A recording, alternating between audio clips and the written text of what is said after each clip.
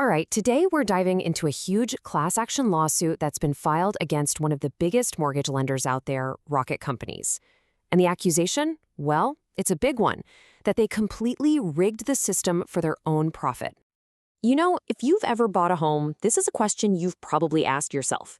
You're putting an incredible amount of trust in your real estate agents and lenders, but are they always really working in your best interest?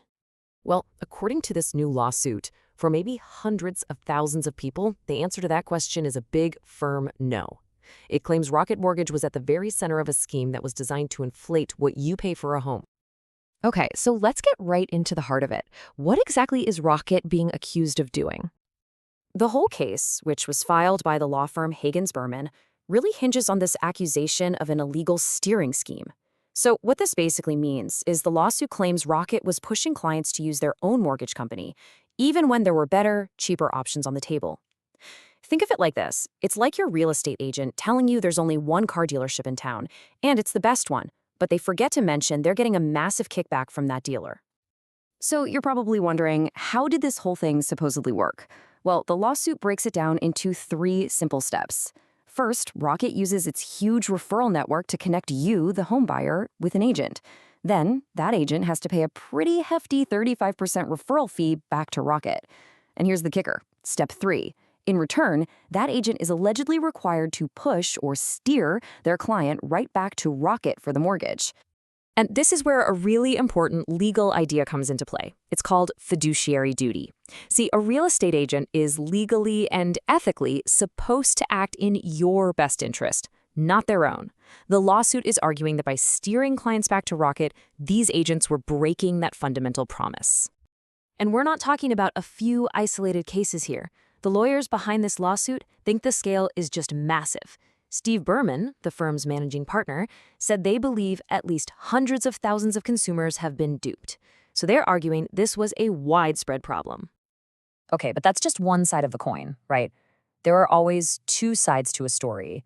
So what's Rocket saying about all these serious allegations? Well, to put it bluntly, Rocket is flat out denying everything. A spokesperson says they categorically disagree and calls the whole thing a complete retread of an old case that already got tossed out of court. So in their eyes, this is nothing new. So if you boil it down, Rocket's defense really comes down to a few key points. First, they're saying these claims are old news, something a court has already rejected. Second, they argue their partnerships with agents are perfectly legal and actually help homebuyers. And finally, they're basically projecting total confidence that they'll win this thing in the end. So you might be thinking, okay, that's a big legal fight, but why does it matter to me? Well, let's look at what's really at stake here.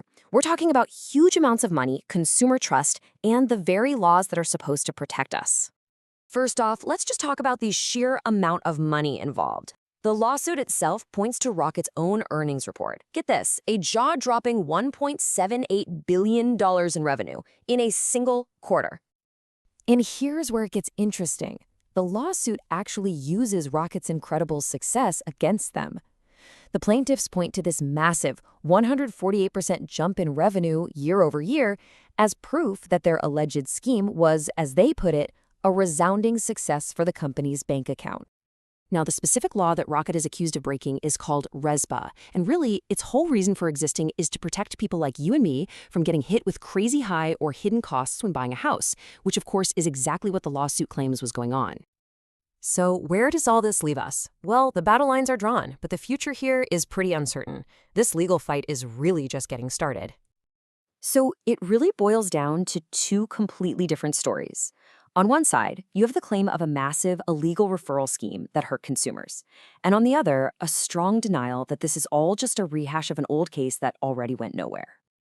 And here's another really important piece of the puzzle you should know about. These claims didn't just come out of thin air. They came after a long 4-year investigation by a federal watchdog, the Consumer Finance Protection Bureau. That definitely adds another layer of seriousness to all of this. So, at the end of the day, no matter who wins this thing in court, it's putting a huge spotlight on the complicated and, let's be honest, often confusing relationships between lenders, agents, and us, the homebuyers. And it leaves us all with a pretty big question for the future. Could this lawsuit actually change the rules of the game for everyone?